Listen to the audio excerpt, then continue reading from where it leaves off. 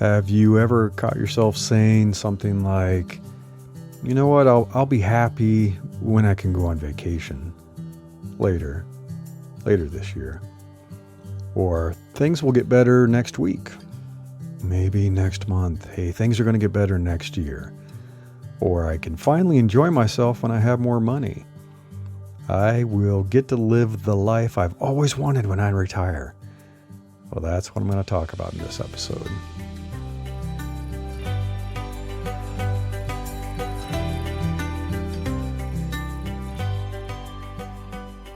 I'm Larry Cornett, and this is Invincible Life.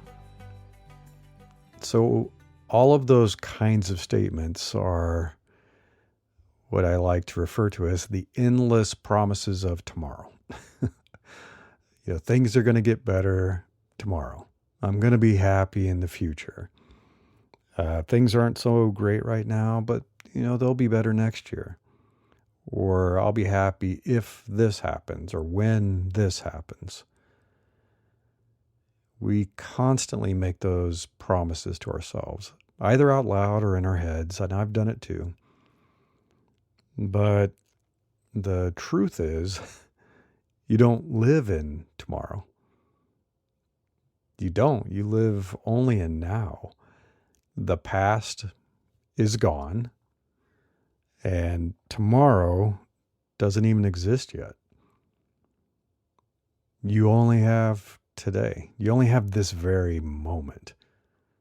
You can only experience now, right now, which is kind of funny. I was watching kind of a philosophical conversation about this, where somebody said, what if you had no memory, no short-term memory, no long-term memory?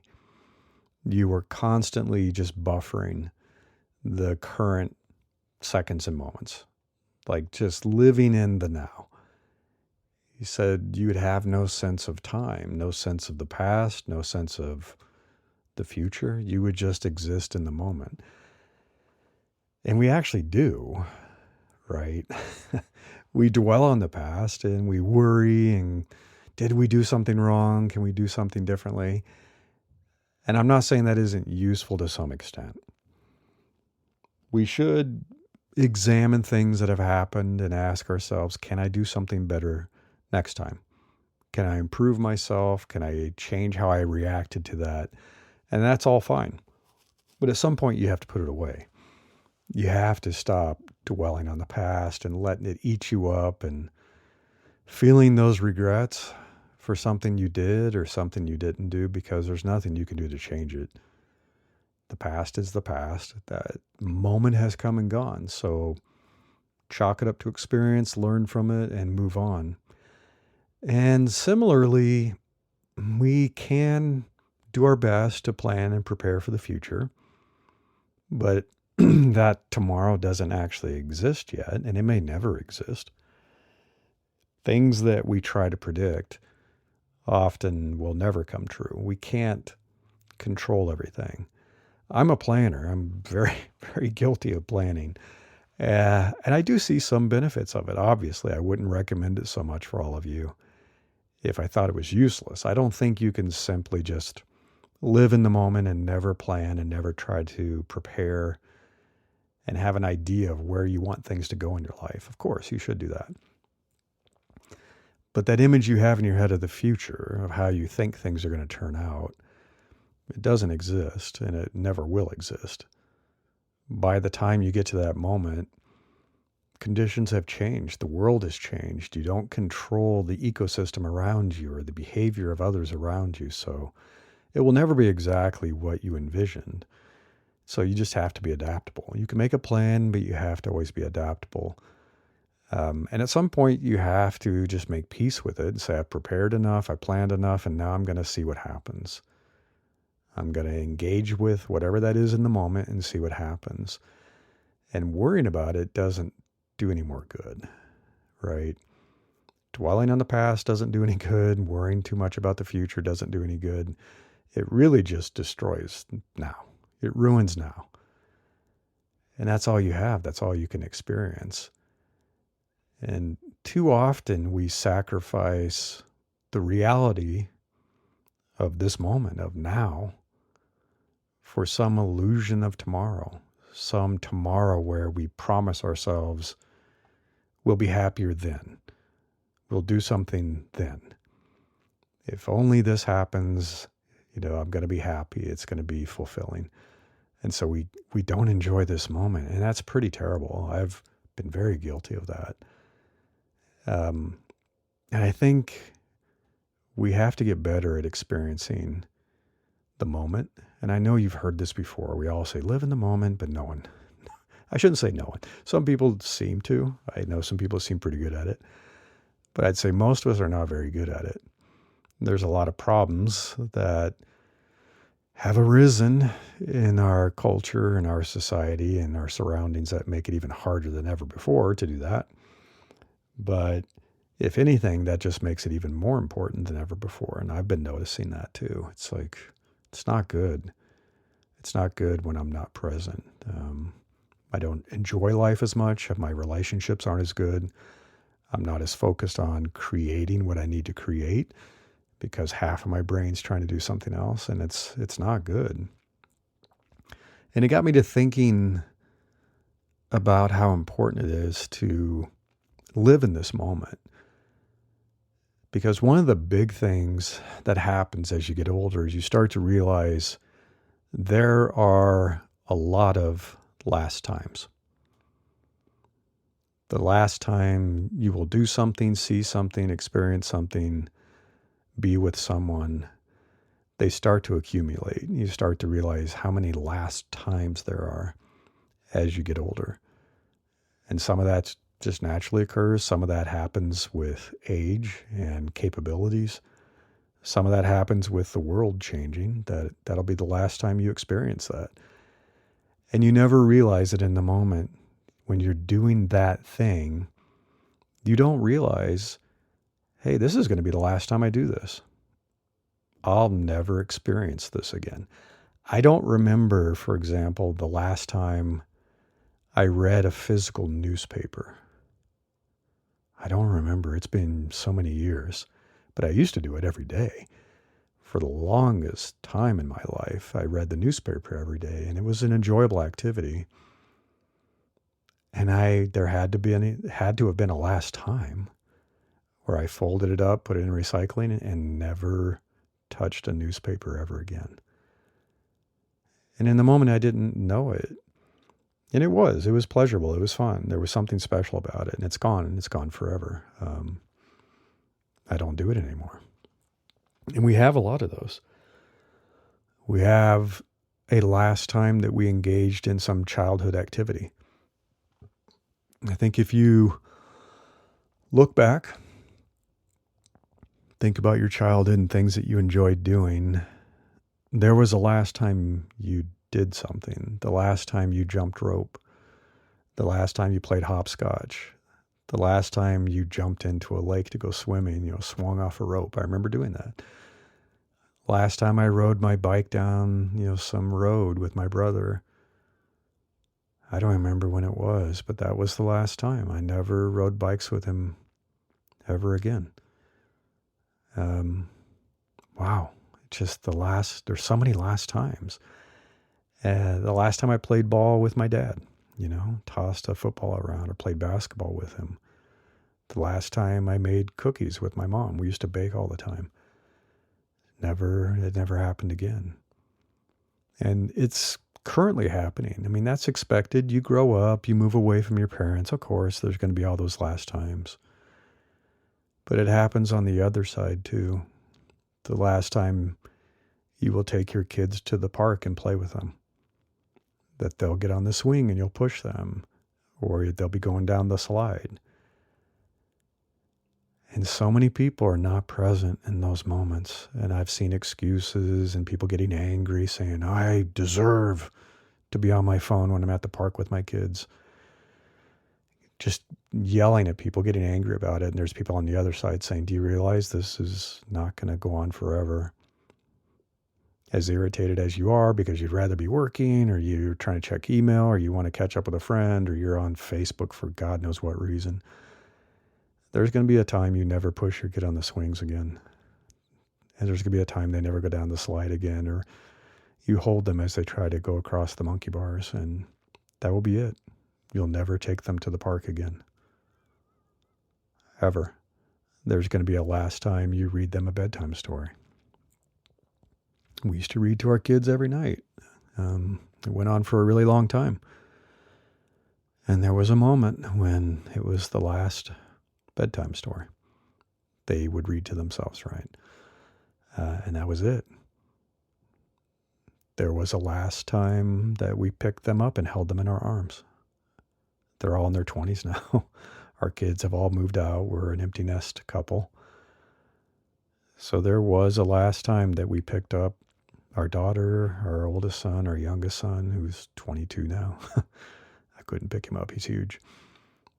But that's gone. I'll never be able to pick them up again. And I don't remember when the last time was. And then there's the really bitter one, which is happening now as we're getting older. Many of us are losing loved ones. Some of you already have. Some of you will soon. Losing parents. I've lost my grandparents. All of my grandparents. I've lost several uncles and aunts. And both my parents are still alive, but they're in their 80s, so there's going to be a last time that I see them. And I won't know it in the moment, will I? And will I be present? Will I be fully paying attention? Hearing every word? Looking into their eyes? Knowing I won't see you again? Probably not. And we had this happen quite a long time ago. Today is the date that my wife lost her mother, my mother-in-law, 26 years ago on this day. We were visiting them for Christmas. We had driven back with our daughter, who was a toddler at the time, and our baby boy. He'd just been born that summer. And our youngest hadn't been born yet, so it was just the two kids with us.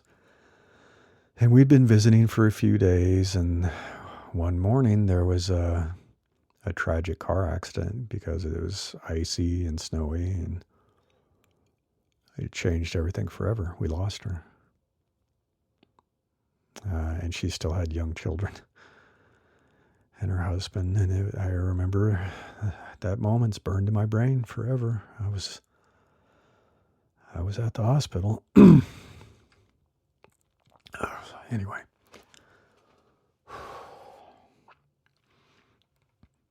She was amazing. She was really amazing. She was thrilled to be a grandmother. You know, she'd always wanted to be. And I remember her telling us, she said, you two are acting like you're going to live forever. You got to have children. You're not going to live forever. I want to be a grandmother. and she was. She got a chance to experience that with our daughter and our son. And we had no idea that visit that it was going to be the last time we would see her, right? And the night before saying goodnight to her, that would be the last time we would talk to her. And you just never get over that. Never. You just don't. The pain is less on the surface. It runs a little deeper. And you have to learn. You live with it as the years go by, and it's not as fresh and raw, and you're not dealing with it every single moment of every day, but you don't ever forget it. You never fully recover, and you just never forget it. We're thinking about it a lot today. And luckily, my wife and her mother were so close. They were so good about staying in touch. I think they talked on the phone almost every day. You know, she was given a lot of advice about how to raise the babies. And we visited as much as we could. We would drive back and fly back, and they would come to visit us too, and come see us in California. And at that time, the internet was a pretty new thing. You know, there was email and there was some web browsing, and People were starting to make rudimentary web pages and stuff like that, but it was a pretty new thing. And I remember setting up their iMac for them and doing stuff with that. But it was mostly using applications, local apps. And smartphones certainly didn't exist at that time. So I just remember we were so much more present then. Like when we were sitting around the table talking at dinner or having coffee and just chatting, some fun conversations, some really deep conversations, philosophical stuff. We were just really present. No one was distracted. No one was looking at their phone. Everybody was there looking at each other, listening, talking. It was very present. So I'm thankful for that we were very present, even though it was the last time we would see her. And I think about how times have changed now. Things are just so different. I've been talking about this recently with some folks. We all carry that tiny computer around all day long in our pocket. We all have an iPhone or an Android phone or something, right? And most of us are using social media, or we have email and messaging, stuff that's buzzing and beeping and flashing, just demanding our attention.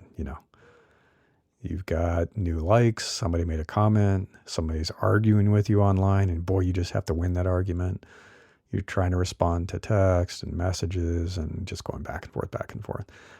And I see it. I see it with my kids. Their phones are constantly buzz, buzz, buzz, buzz, buzz, buzz the whole time we're with them in their pockets, And it goes on all day long and all night long. It just never stops. There's no off. And because of that, no one really seems to be fully present anymore.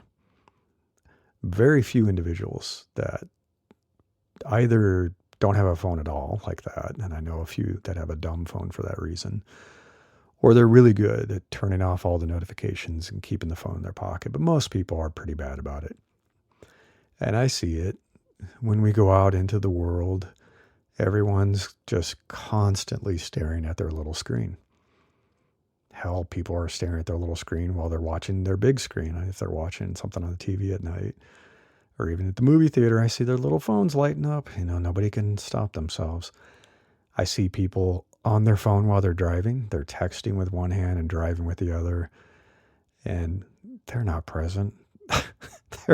They're weaving out of their lane, and they're swerving back and forth, and they keep correcting and overcorrecting. It's like they think they can be present, but they're not. I see people walking in the store. I've had people walk into me. I've had people take up the whole aisle because they're on their phone. They're not paying attention that someone's behind them. We see it when people are eating lunch or they're having dinner with, a boyfriend, girlfriend, or a significant other or friends. Everybody's on their phone. Sometimes they're not even talking to each other. I was watching people at a lunch. The husband was on his phone. The wife was on her phone. They were eating mindlessly, scrolling their phones, and they didn't talk for a half hour. They weren't present. They weren't engaging with each other. I don't like it. I don't like what it's done to us. I don't like what it's done to me. I feel it. I feel it. As a solopreneur, I'm a business owner. I have to constantly fight the urge to be on my phone. And I have good reasons for it. Hey, I'm running my business, so I'm checking messages from clients. I'm responding, sending proposals. I have online communities. I have, 4 communities now. Jeez, I have 4 different communities. And so I'm trying to engage with the communities and keep them active and respond to people and invite people, make sure they're thriving. I'm taking photos and videos and I share them online. I share them with people. And, why do I do that? Well, got to keep the algorithm happy. Got to make it happy. If you don't feed Instagram, if you don't feed LinkedIn and YouTube and, Substack, they punish you. You don't show up in the feed as much as you used to. So I'm constantly marketing. I'm posting stuff. I'm commenting. I'm liking, just trying to keep the algorithm gods happy, because it's how I run my business. I have mostly an online business. So I've got to do that. And I hate it. I hate it. If I ever fully retire, which I don't know if I will, I'm going to throw my phone in the lake. I'm going to get a dumb phone and be done with this. It's like, it's not good for us cognitively. It's not good for our relationships. We're missing so much. We're not even seeing the world around us. You're not hearing birds singing. You're not looking at the sky. You didn't even notice that beautiful flower that was blooming. It's sad. It's really sad. And I'm Gen X, so I remember a time before it was like this. We are the bridge generation that existed before the internet and computers and smartphones and technology. And then as we got into high school, college, and definitely our jobs, we had to learn. We were the ones designing applications, and the internet just started to exist as we went into the working world. So we were building the first websites and e-commerce sites. I worked at Apple, IBM, I worked at eBay, and Yahoo. So I was part of this. But I remember when it was not like this, before this all happened. And I recently launched a new Gen X community with a friend who's also Gen X, and it's a big part of who he is. He writes about it. He's a writer, professional writer, podcaster, and he's been doing some really fun stuff where we were having live meetings on Zoom with a bunch of Gen Xers about every 2 weeks, and it was surprisingly fun. I'm kind of an introvert. I'm not super social. But I really enjoyed it, the reminiscing about our memories of the past, our childhood, things that were fun that we remembered, some stuff that's just gone, how our lives are changing now and what we're dealing with and how we can help each other. So we had asked everybody to share one of their favorite memories of the past, what they remembered that maybe just doesn't exist anymore. And one of the most common themes was that people miss not always being connected, not always being on. They miss that you could disconnect and disappear. Because back then, when we left home to go do something with our friends, the phone stayed there, right? The phone didn't follow us. The phone was wired. It was on the wall. And so you called and you set stuff up, or you would go somewhere and hang out. And hanging out was a big thing because that's how you found other people. Or cruising, that's how you found other people because we didn't have phones. But when you were out and about, no one could find you. No one could reach you. So you were 100% present. We were just 100% present with our friends because nothing else was distracting us. And we were 100% present in the activities that we wanted to do. And some of those weren't so good, some bad stuff that we did. But, there was a lot of fun too, a lot of fun things we did. And we missed it. We really miss it. We miss that feeling of not being on call, not being connected and expected to respond 24/7, which happens now. Why aren't you answering my text? Your phone's ringing. Why didn't you answer the phone? Your boss, why didn't you respond to that email and deal with it? It didn't used to be like that. And so we miss that. We miss that because it just seems like it doesn't exist anymore. But I think we can challenge ourselves to do something about that. I think we need more, I'll call it single tasking. I don't know if that's the official word. I think we need more single tasking in our lives where we are focused on one thing and in that moment and not trying to do this modern multitasking. It's out of control. We think we can do it. We're terrible at it. My wife calls me out all the time and she's right. I'm trying to scroll through my phone and she's asking me a question or talking to me and I'm answering, but I'm not really doing a good job of answering. She says, "You're not even here, are you?" "Yeah, I am. I'm listening." It's like, "What did I ask you?" You said something about something." How embarrassing, right? We're fooling ourselves. We're not good at this. And I will say, even if you think you are, and it looks like you are, what would it be like if you were 100% focused on that conversation or that task? How good would you be at it? You'd be amazing. If you're capable of multitasking, imagine if you put all your cognitive energy into one thing. So we have the perfect opportunity to do this right now, to test it. I would guess you are probably enjoying some time off work right now and enjoying the holidays. No matter how you celebrate it, you have some time off. So are you going to be spending time with some friends? Are you going to spend time with family, loved ones? So if you are, here's a good challenge for you, and I'm going to do it myself. My son's coming home in a couple of hours, and then my daughter tomorrow, and my other son next week. Put your phone away. Put it in your pocket, put it on a shelf, put it somewhere face down, and just try to be fully present with your friends and your loved ones. It's going to be weird. You're going to have a twitch where you're going to want to touch your phone. I would suggest turning off notifications unless you need to have some emergency ones on. Most of us don't. And just be present. Maybe you do use your phone to take photos. You can set that up. I have mine set up from the lock screen. So I can take a photo and I don't have to unlock my phone and get all those annoying notifications and, oh no, I got a message. So just take a photo and then just, it saves to your camera roll, post it later. Just do it later. You know what? Nobody wants to see your Christmas photos or your holiday photos or what you're eating. Everybody wants to see that stuff. Don't worry about it. It's not important to do right away. You can post it later if you want and send it to some people later if you want. I would recommend staying off social media for now, for as much as you can, for the next few days, while you're on vacation. Really have a vacation. Social media ruins that, especially if you're in the U.S. We have a whole lot of bad news right now. Really negative stuff, a lot of fighting, a lot of horrible stuff going on. Avoid the news. The news is a super buzzkill. Nothing ruins the mood more than the news we have lately. So just talk with people. Have conversations, play physical games. We love playing board games and card games. We have way too many. We have a huge collection that we pull out when everybody comes over. And so we just play physical games and it's so much fun. And just have some good conversations over good food and drink, old fashioned way, a very human way.